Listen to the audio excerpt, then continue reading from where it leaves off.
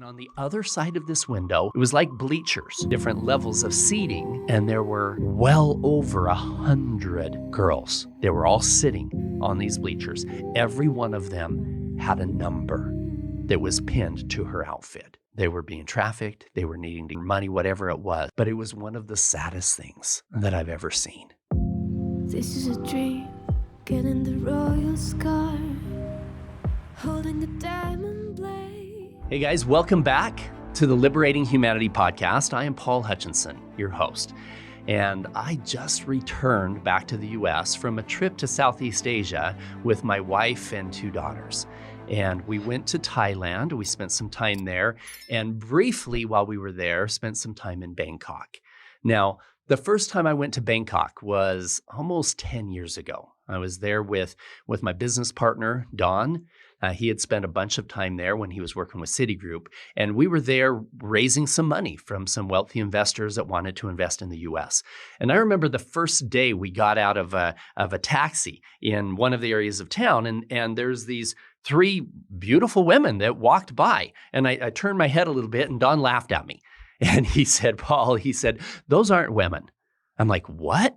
He said, no. He said, these lady boys here spend a lot of money and a lot of time in dressing themselves up specifically so they can fool these Americans that are coming in. Or there's some guys, unfortunately, that are into that kind of thing. And they're out there working as ladyboy prostitutes. Well, that was just the beginning of me starting to understand what was going on in Southeast Asia. Prostitution technically is illegal in Thailand. However, because of corruption in law enforcement, because of people not upholding the law and whatnot there, and also because of the demand that goes all the way back to the Vietnam War. Yes, it's the demand coming from Americans. Again, I've touched on this so many times, guys. It's Americans that have the problem. We're sitting here thinking, oh, this is a problem in these countries. No, we're setting the pace. The United States is the #1 consumer and the #1 producer of child pornography in the world. And we're the guys, unfortunately, that are going out to these other countries and engaging in these horrible activities. Now, it's not just Americans there in Southeast Asia. There's a lot of demand that's coming in from Japan. There's a lot of demand that's coming in from Russia. There's a lot of demand from Germany and other areas in Europe.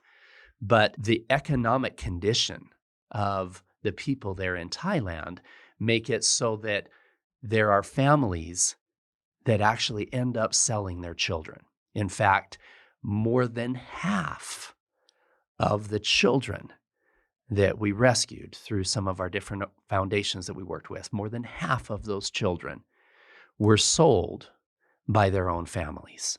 Now, before you sit back and say, oh, those horrible parents, guess what? If you had, let's say that you had 5 kids and they were starving. And you needed money and you didn't have any other way to pay for it. And then you sold one of them. Now, yes, it's a horrible thing, and I'm not justifying it at all. But you have to look at the bigger picture across the board. You've never had a situation where you thought that your kids were going to die from hunger if you didn't bring in some extra money somewhere. And unfortunately, in Southeast Asia, the culture is such where they think that things like this are okay. And it creates this trauma with these children. But some of these kids are like, hey, you know what? I'm the breadwinner for the family. When I say sold, sometimes the parents they just sell them to a trafficker and they're gone. Other times, the kids sleep in their own beds at night. When we were there in Southeast Asia this last month, we were there with one of the other foundations, one of our sister foundations, and they were telling us about a family. They were helping to heal the family that they were selling their 10-year-old. The 10-year-old female was responsible for the financial welfare of the family. Why? Because she was the one that could earn the most money selling her body for sex. It's sick. It is sick that there is a demand for something like that. It is sick that if somebody's got the money to go in and pay for sex with a 10-year-old, are you kidding me? Why don't they go in instead with their same money, that same money, and say, you know what? Why don't we set up something healthy? Why don't we set up a business? Why don't we do a microfinancing deal for the mother to be able to have a little sewing machine? Whatever it is, there are so many things that exact same money could go to that doesn't involve the rape of a child. So these are the kinds of things that are happening there. And I had been to Thailand many, many times. We raised a lot of money for the fund from investors there. I was talking to a girl that it was trafficked out of Mexico and was sold in New York for a number of years.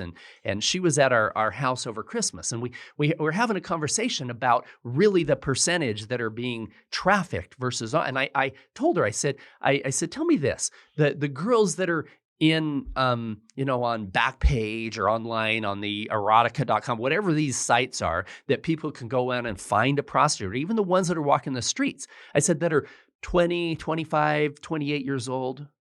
How many of them really are independent? They say I'm independent, but really are they being trafficked? I said, I thought that it was maybe half. And she said, no. She said, in my experience, over 90 to 95% of the girls globally and boys globally that are acting as prostitutes, 95% of them are being trafficked. They have a pimp. They have somebody that will beat them up if they don't bring in a certain quota. They have somebody that is taking money for that person selling their bodies for sex. So yes, you are contributing to prostitution. Yes, you're contributing to the problem as a whole. And in Southeast Asia and Thailand, especially, you're contributing to child trafficking because that's happening everywhere. So fast forward, I had been there a whole bunch of times in Thailand. And in fact, just recently, when we were there, I took Vanessa, I took our daughters, and we were walking some of the areas. They wanted to see where I had done some of the undercover work. Now, it was in the middle of the day. Things are dead at 10, 11 o'clock in the morning. There's nothing there, not nearly what's happening in the middle of the night. And so we went down this road. They call it Soy Cowboy in downtown Bangkok. And immediately the girls are like, all I can smell is piss and beer. It smelled horrific. And you could tell that there was just throw up and it was sick. And you walk down and there's all these signs of, ladyboys here and extra young, barely legal teens here, et cetera, and the debasement of what you were seeing, the depravity of human nature and the people that must have been there the night before, engaging in all these illicit activities. Now, you say, well, those are adults doing adult things. Well, that's the area that we went to find traffickers who were selling children, because that was the hotbed. So let's go back. About, I don't remember how many years ago, Glenn Beck, very popular TV, radio, talk show host, amazing supporter of the different foundations that are out there that are fighting child trafficking. And at the time, I was working with a former foundation, a former Homeland Security agent at the time, and Glenn wanted to kind of launch his anti-child trafficking campaign from Bangkok, Thailand. There was so much going on there. He wanted to show on camera to the world that there was this kind of thing happening. And unfortunately that there were Americans that were driving the demand there. And so in order to get Glenn and his whole team there, it was gonna cost a lot of money to make that happen. And we had a lot of grandmas that were donating $1 a month, $5 a month. And that was kind of sacred money for that foundation that we were working with. And so we decided that we didn't want to spend $100,000 just to be able to get that whole team there. However, we estimated he had almost 50 million eyeballs between all of his platforms. And if we could help that many people see really what was going on, we could make a massive impact and really help a lot of people wake up. And so my business partner, Don, who has a love for the Thai people, And he's been there, he lived there for many, many years. And myself decided we were going to go ahead and fund that mission, that opportunity to fly Glenn and his whole team there. So that's what we did. We flew to Thailand. And understand this, Thailand is actually one of my favorite places on the planet. There's such beautiful, beautiful people there and beautiful scenery everywhere. We went down to, Phuket and the Simoleon Islands. There's all these different places that I've traveled with Don and other people that are absolutely breathtaking.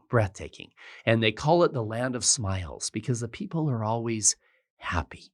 And you're thinking, wow, how can they be happy if there's all this stuff going on? Well, the regular people there are happy. I didn't see a land of smiles when we did the undercover work, when we were finding the kids that were being sold. I didn't see any smiles there, at least not anything that wasn't forced.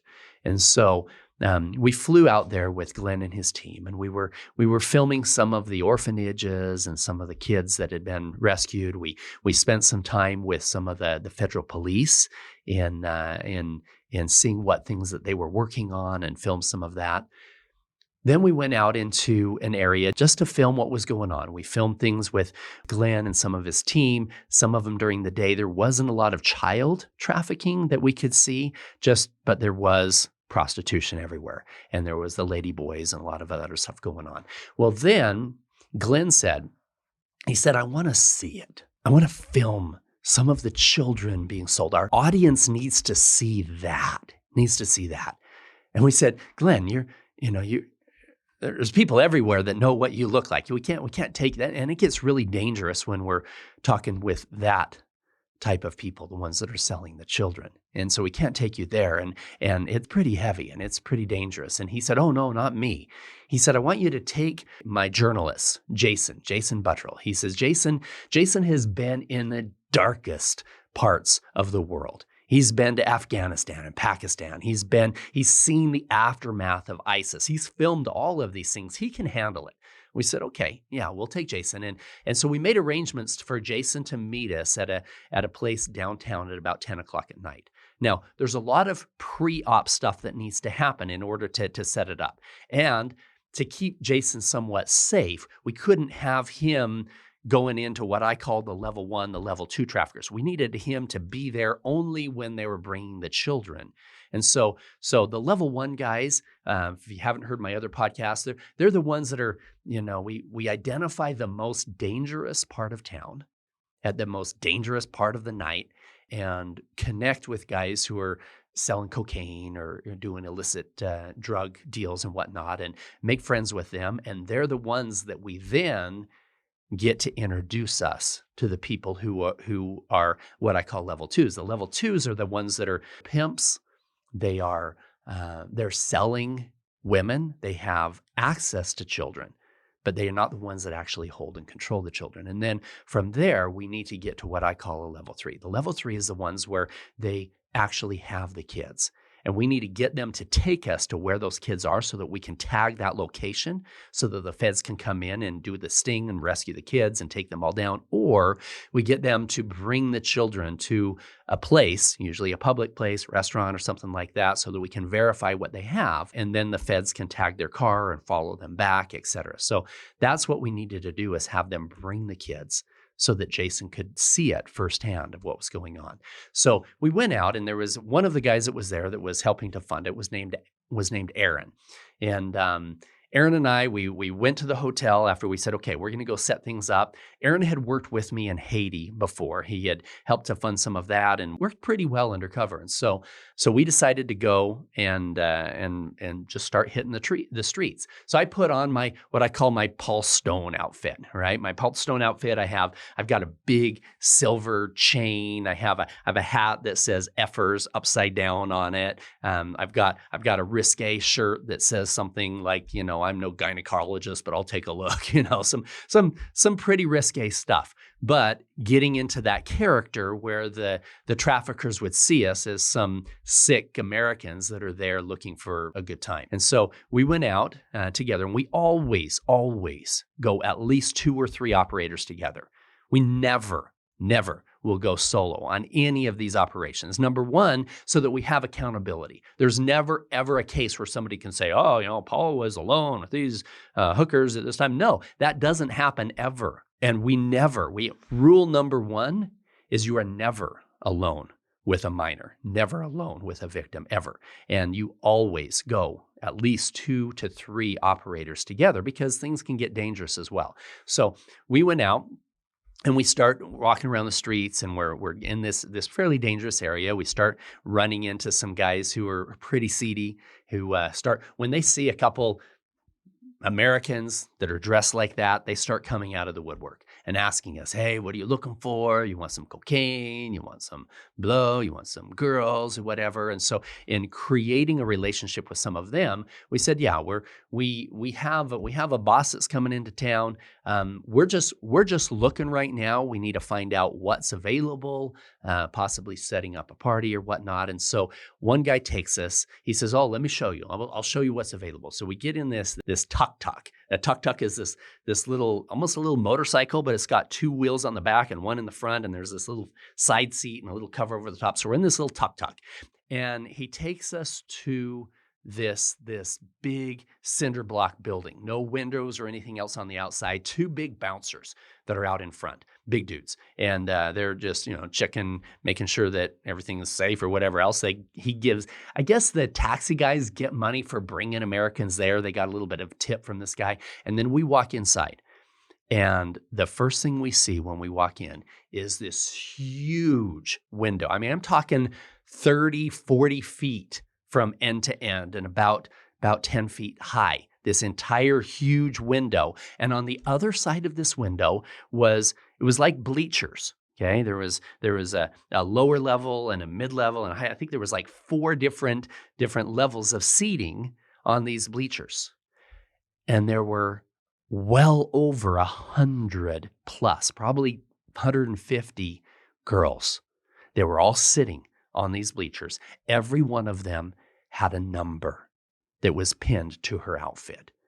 It wasn't the land of smiles there. I mean, they were smiling, they were pretending because they were being trafficked, they were needing money, whatever it was. But it was one of the saddest things that I've ever seen. The fact that they all had the numbers made it even worse. The fact that guys were there just picking, like they were window shopping. Hey, yeah, like there's a pair of golf clubs there. Look at that car there, whatever it is. Talk about treating another human being like an object. That's all that it was. That's all that it was. And we looked around, and there, our goal was to try to find who was selling underage girls. And so there was a few that looked significantly younger than 18 years old. Now, Southeast Asia, a lot of them look young anyway, but these looked really young. And we asked the driver there, we said, hey, tell us this, our boss is looking for things that are, a little younger. We're just trying to find out what's going on. And he said, just so you know, all the girls here, they all have IDs, and he does the quotations. They all have IDs to say that they're over 18. He said, but it's really easy for them to get a fake ID. And I asked him, I says, is the girls wanting to get fake IDs? He goes, oh no. He says, it's their handlers. So it's their pimps. They're being trafficked, right? These are underage girls. These are 14, 15-year-old, 13-year-old girls that are there being pimped by a trafficker that put together a fake ID saying that they were 18. He said that the manager knows they're not 18. The manager knows they're 13, 14 years old. But the manager doesn't care. As long as he has the paperwork, quote, it doesn't matter. And so here, right in front of our eyes, literally, there's 50 plus guys that were there that were picking out girls. This was a cesspool. It was dark energetically like I hadn't felt for a long time, just seeing these children being treated as objects. And so we made sure that we kept track of the address of where it was because we were going to take those guys back later, and we went back out on the streets. Then we started walking around, and I met some women that were there that were working as prostitutes that were probably in their 20s, And they said, hey, we can show you a good time, whatever. We said, no, we're actually trying to find things that, we can't get in the US and whatever. And they said, oh, we have a lot of girls that are working for us. You know what? You want somebody from Russia, you want somebody from whatever. And these girls were pimping other girls.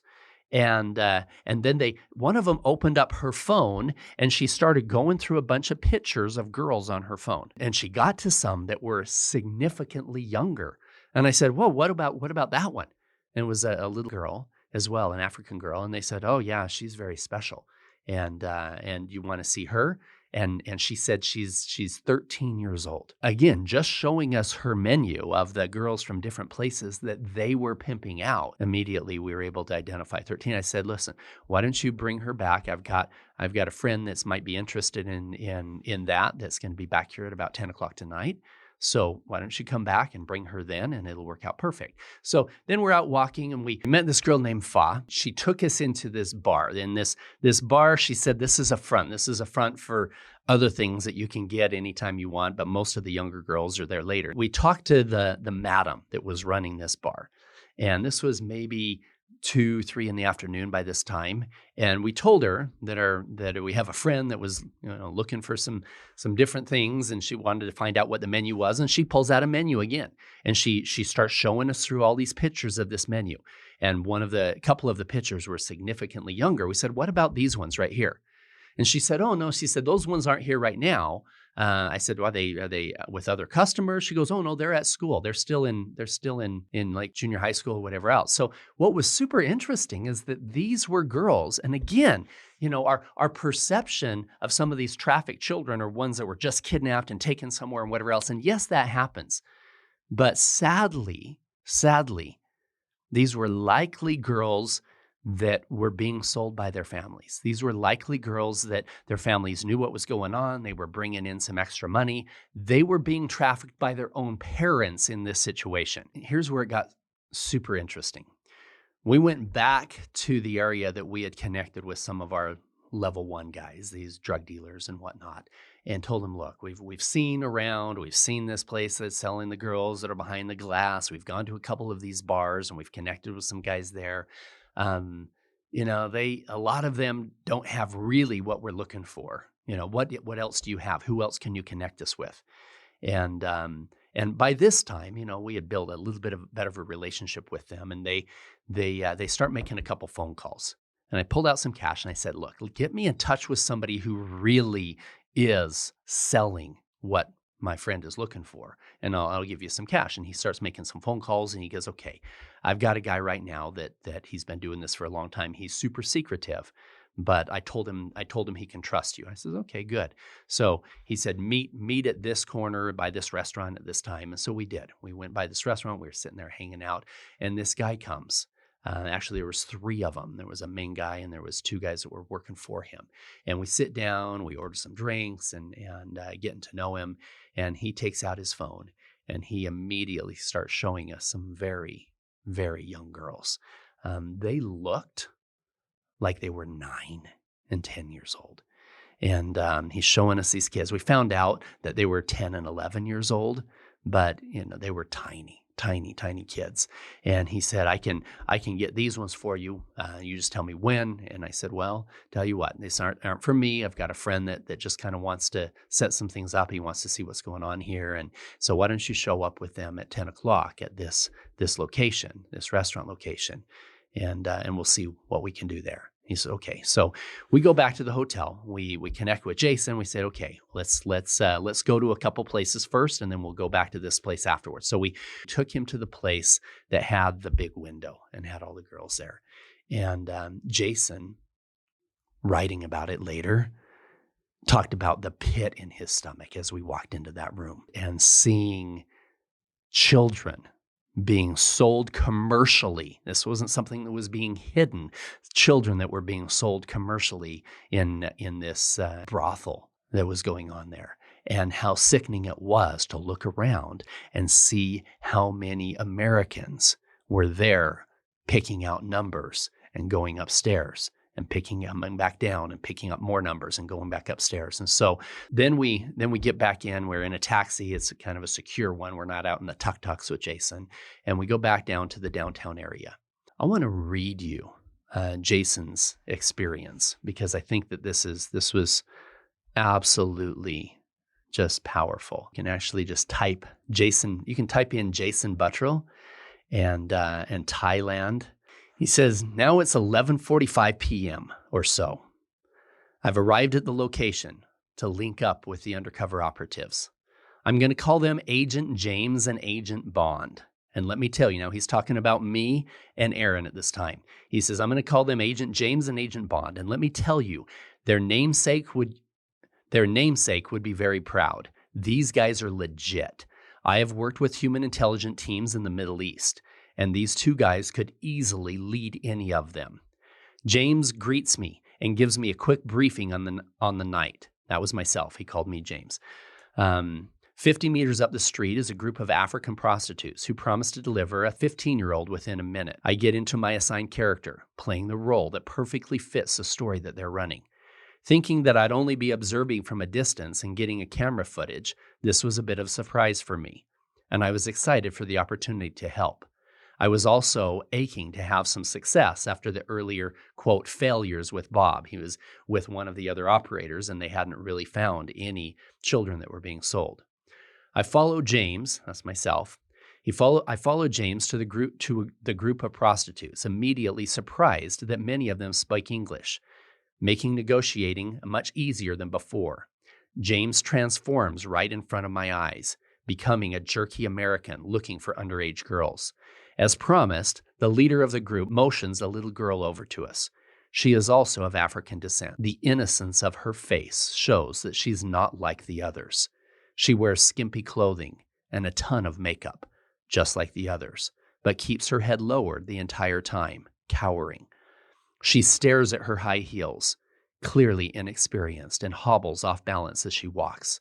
Not once did she look at the other prostitutes or us in the eye. James keeps the story running, gathering all the information he can and leaving with everything needed to continue the investigation and move on to the next phase. I'm blown away by his skill.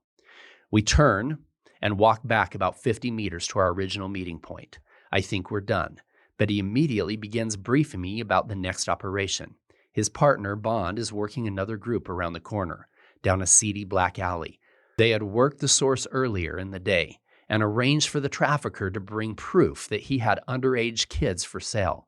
He agreed, claiming to have a 12-year-old and a couple 14-year-olds. The plan is the same. I'm to play my role. But this time, James tells me to sit next to the 12-year-old girl and talk to her while he gets intel from the trafficker. My first thought is, oh, hell no. There is no way I can pretend to be one of these monsters preying upon these little kids. It must be the feeling that any undercover investigator or operator goes through initially. I had never experienced it before. All of my experience had been in the military, catching enemy combatants and terrorists. This is completely different. As we walk closer, I begin to see the little girl and immediately get a sick feeling in my stomach. She is clearly on some sort of drugs, resting her head on the table.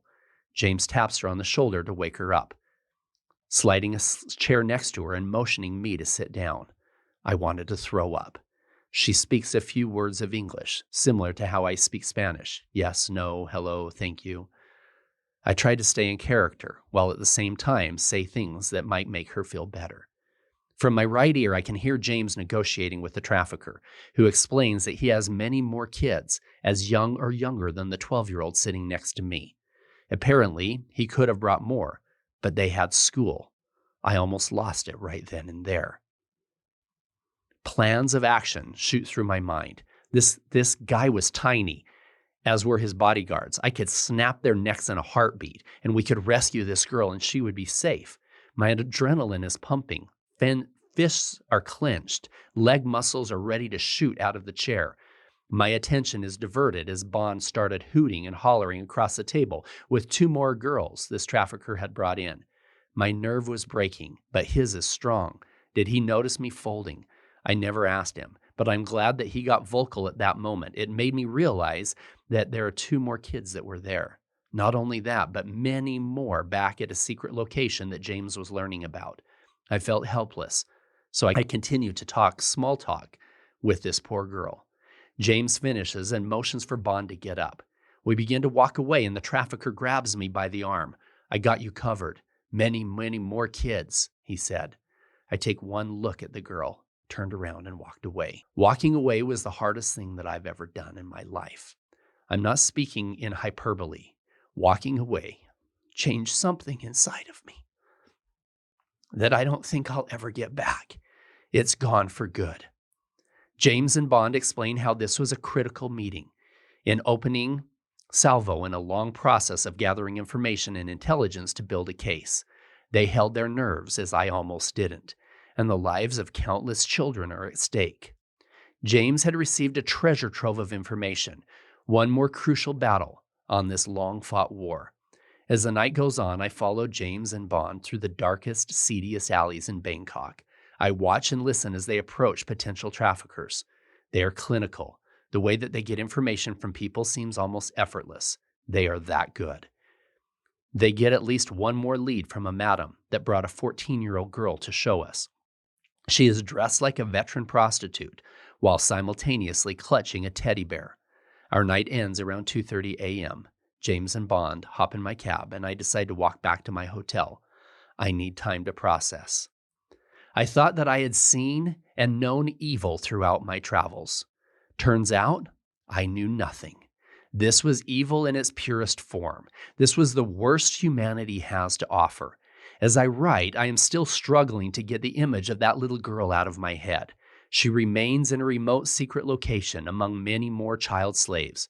But I know something her captors didn't.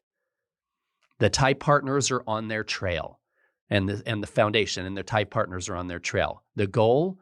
The liberation of every single child involved in this depravity and the evil men responsible to be thrown in jail. I am counting the seconds. So, sorry to be reading on this podcast, but Jason, he does a way better job than I do in bringing those words to light. Sadly, we had to jump on a plane the next day and come back to the U.S., but our good men and women in law enforcement in Thailand were given all of the intel on those kids, on those traffickers, and promised that they would go in and follow up and take down those operations. We've had many teams that have gone back many other times since then and rescued hundreds and hundreds of more children. The sad thing is this happens every day, everywhere. The beautiful part of it is that you and I together can truly make a difference. First of all, if there wasn't a demand, those children wouldn't be being sold. If sick Americans weren't over in Thailand deciding to go down to Soy Cowboy in the middle of the night and pick up prostitutes and find traffickers that were selling children, then this thing wouldn't exist at all. We need to take a step back. We need to ask ourselves, where is the demand coming from? Why have we allowed ourselves to get to the point where the trafficking of another human being is okay in any way? We still have operators that are out. We've got operators all around the world in different foundations that we help to fund. Get involved. Get involved with us you can go to liberatechildren.org and get some more information there to help keep your family safe. You can help contribute if that's what you want to do. You can get information on liberatinghumanity.com on things that you can do to heal yourself, to heal other adults, to keep you and your family safe with different types of self-defense training, things that we have trained with before we went undercover. Thank you for spending the time today listening to the Liberating Humanity podcast.